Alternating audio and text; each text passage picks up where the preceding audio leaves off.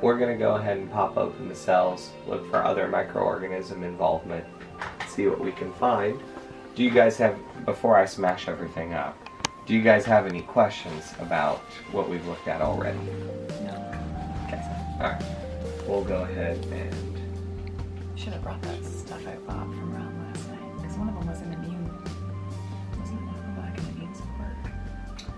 Here's a pretty good example of the problem I'm talking about. When we zoom out, we can tell that all of those immune cells are non-viable neutrophils. Yeah. Right?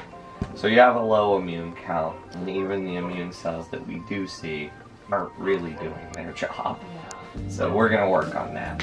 Yeah. Let's go ahead and smash open this sample. See what we can find. So I'm just going to apply a little bit of even pressure to the cover slip of the slide. Yeah.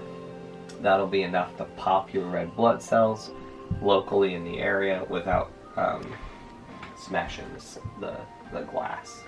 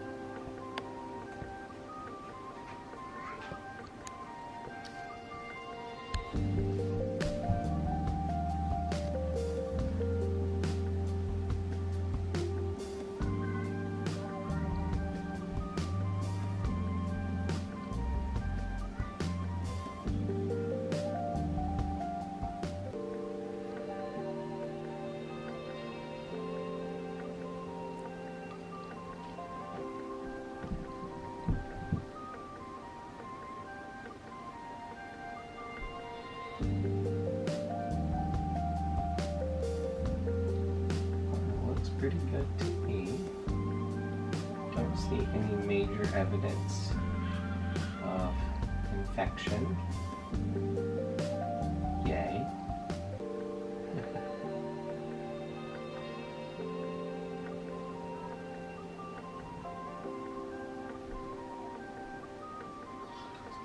Keep some survey here.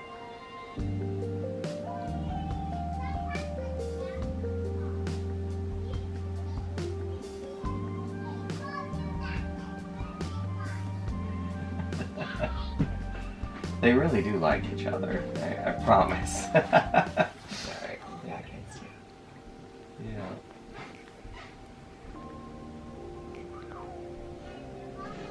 Looks good. Let's take a look at your dry cell, see what we can find there. Alright.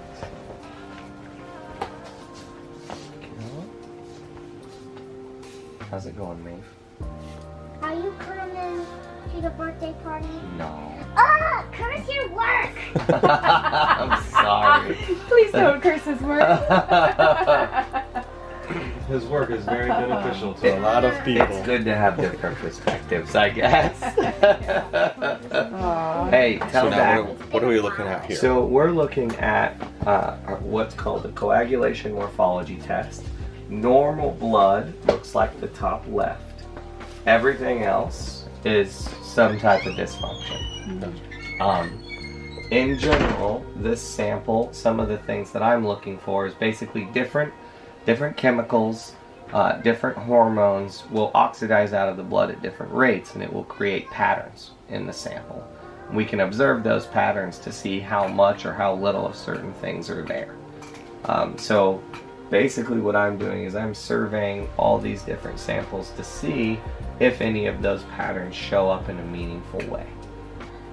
So far, this is the last one. Okay. So far, the things that have shown up that are relevant are, if we look at the center of the first sample here, we see this lighter areas, white lakes.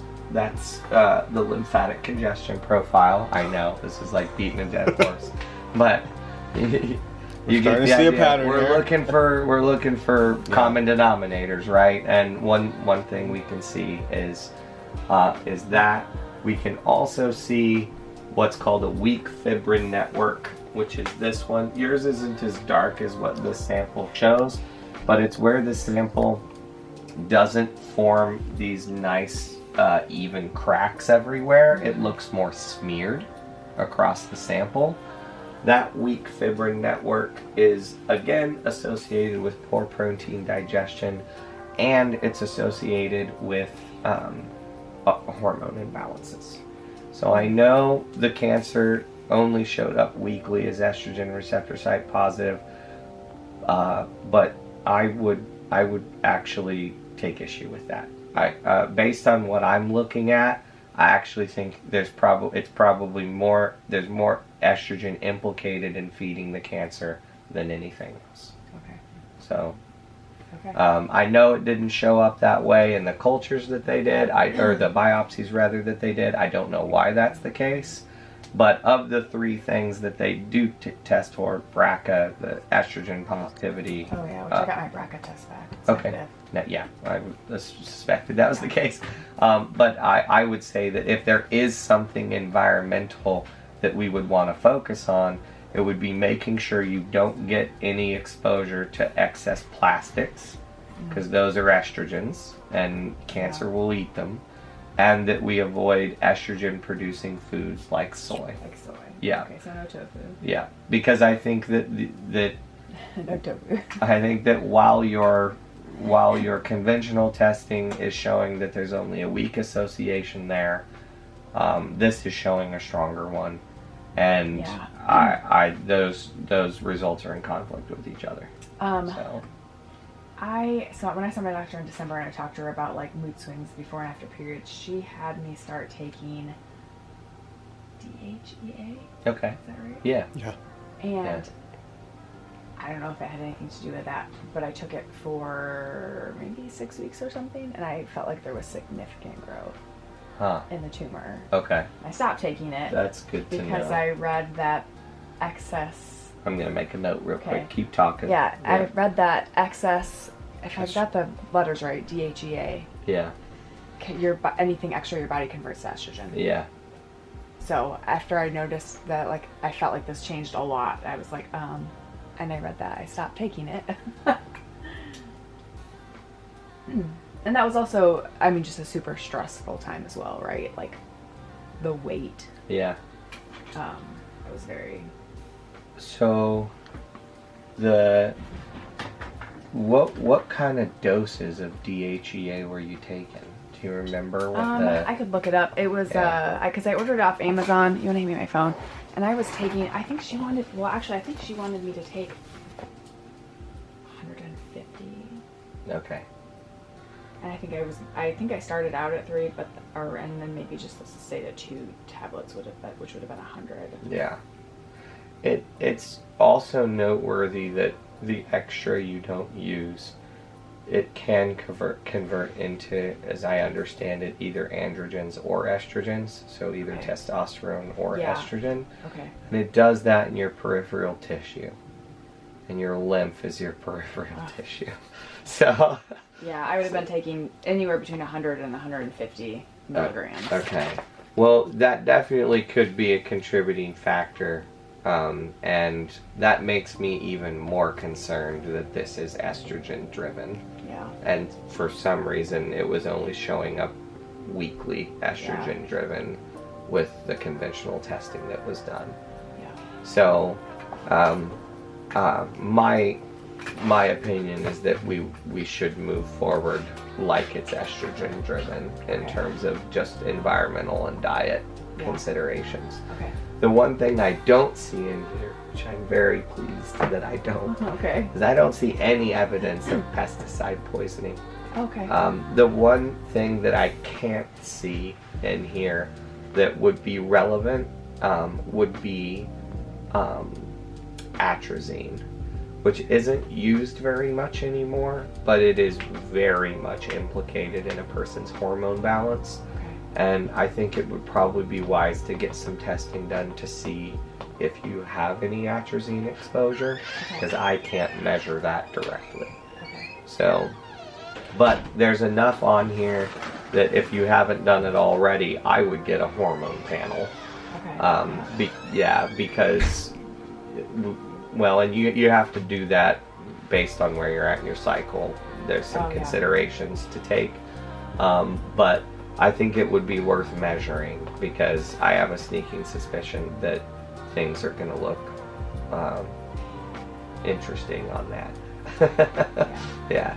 The other thing that's noteworthy about that is that during certain phases of your cycle, your body actually gets rid of excess estrogen through your liver. And if your liver's not functioning like it should, you will retain that excess estrogen, and it could feed cancer or, cause other problems. Yeah. So, it just seems too convenient, of an explanation not to rule it out completely. And I don't think we've ruled it out completely. Yeah. So, especially given the rest of your profile looks like the cookie cutter profile for an estrogen receptor site dominant cancer. Yeah. So, okay.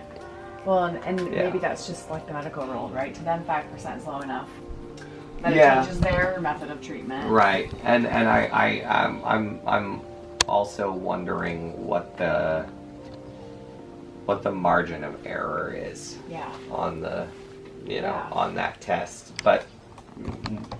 Be that what it may. I don't. That's one of the numbers on it. That KI-67 number.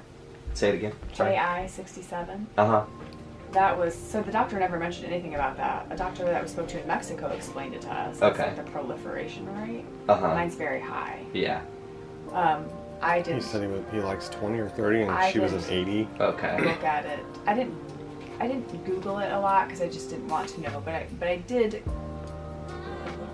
One little blurb I said that it's really unreliable.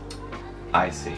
Yeah, I see what they're saying. So it's measuring the rate of cell division. Yeah. So basically, like how fast it proliferates. Yeah. So I think the way that they probably talked about that is that they mentioned that it was an aggressive cancer.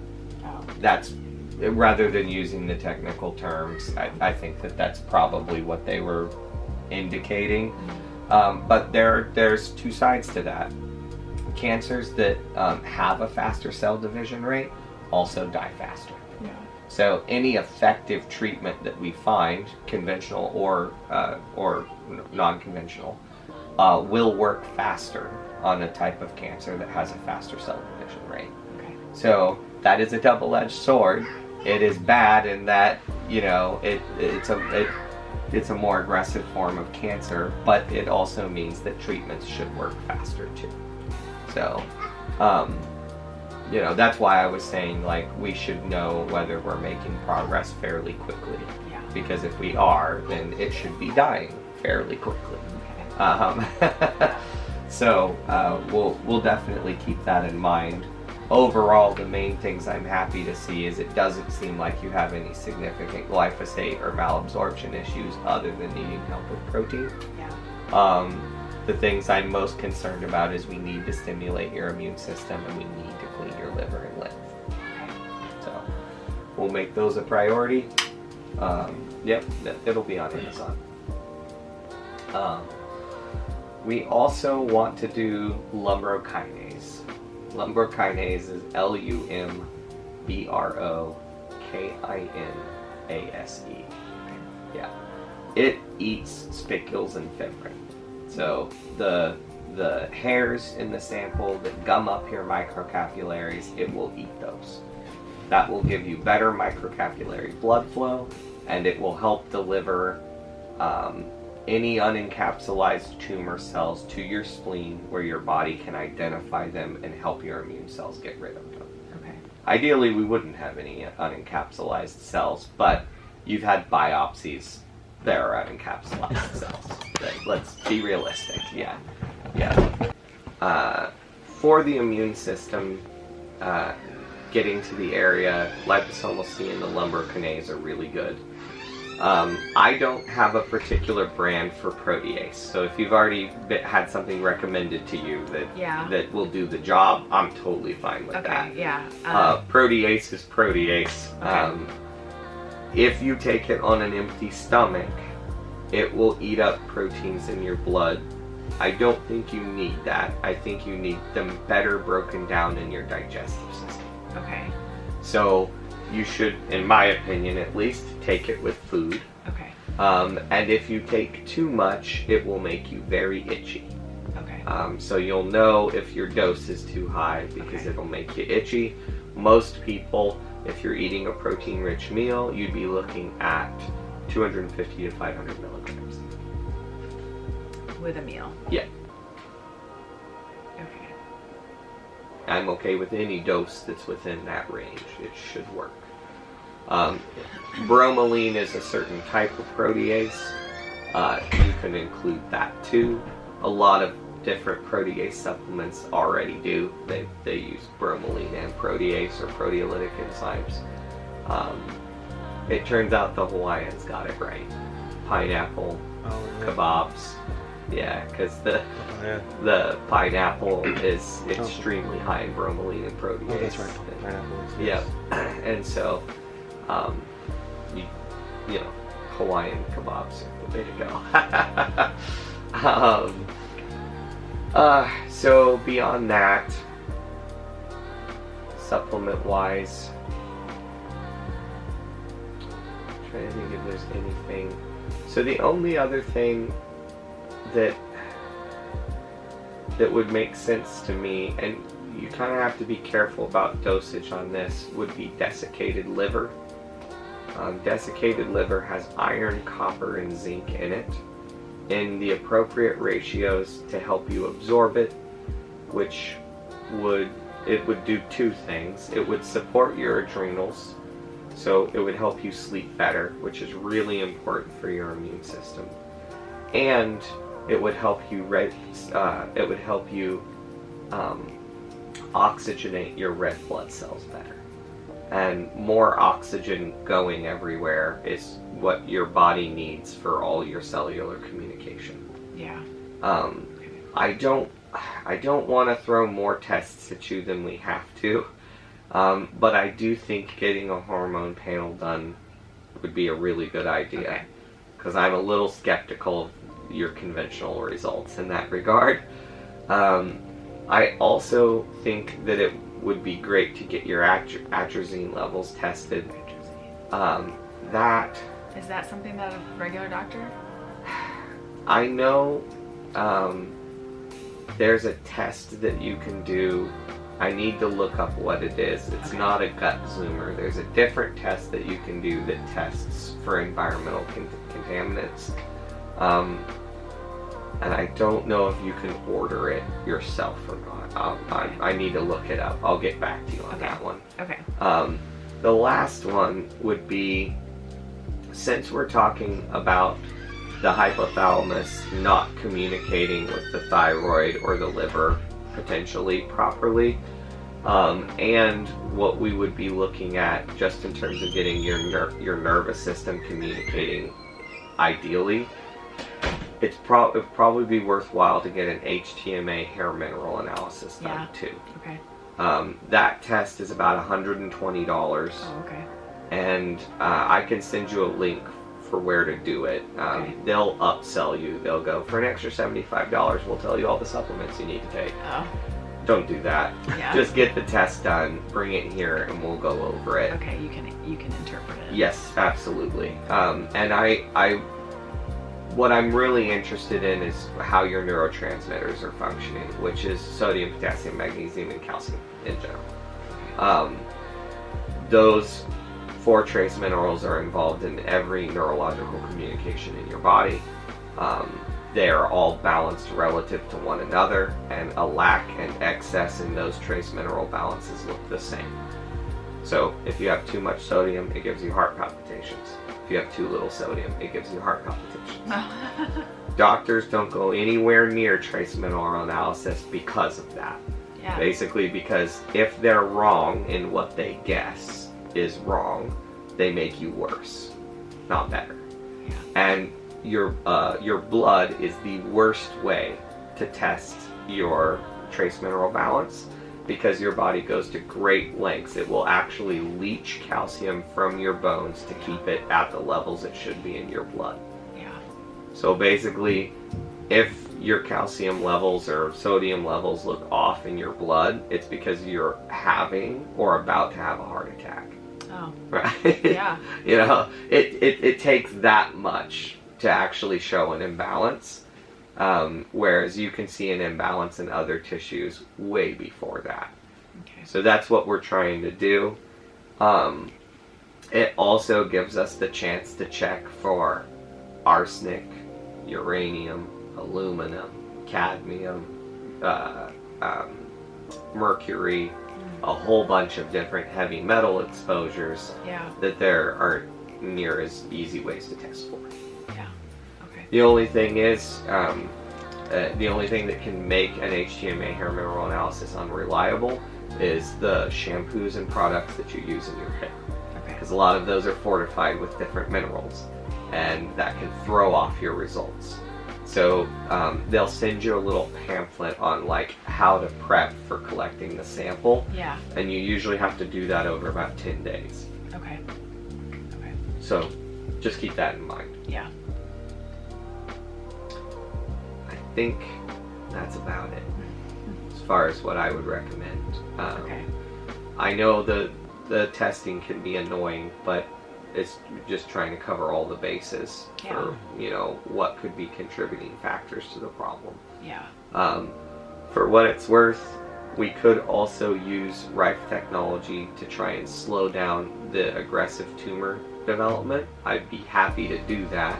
Okay. That's a different test too. Yeah. We would have to schedule that separately. It depends on what you guys want to invest.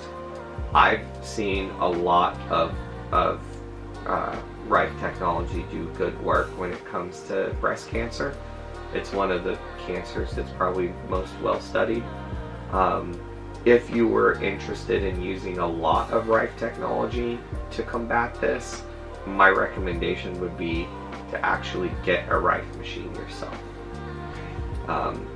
It's a significant investment, but the amount that we would do here versus, you know, you probably end up paying for it. Yeah. Is basically what I'm saying. And how much? Do you know how much one of those run? Well, it depends on what all you get. They're between $3,000 and $5,000, depending on everything that you would need. And I would be more than happy to teach you how to use it. I've got one in the other room. I use it a lot.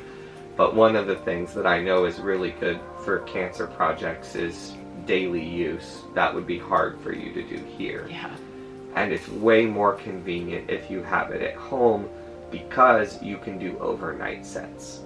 So you can treat yourself in your sleep, and then it's not one more thing you have to do every day. Right. Yeah. Right? Well, she has had people have donated money, so Yeah.